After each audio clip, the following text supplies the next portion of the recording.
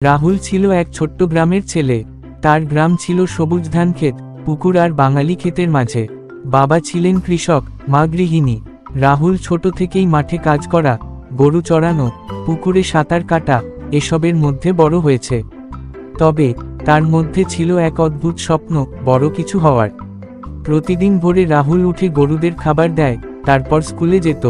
School ছিল 3 kilometre দূরে, তাই হেঁটে হেঁটে যেত। রাস্তায় পাখির ডাক, কুয়াশার মধ্যে গাছের পাতার গন্ধ, সব কিছুতেই ছিল এক অদ্ভুত শান্তি।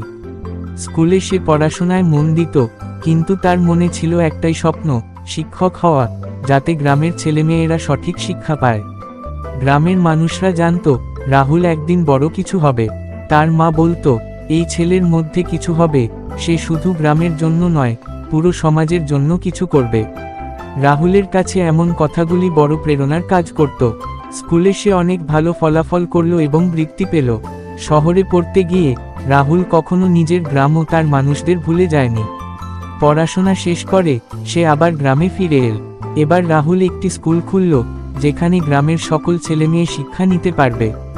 তার শিক্ষক হওয়ার স্বপ্ন বাস্তবে পরিণত হল।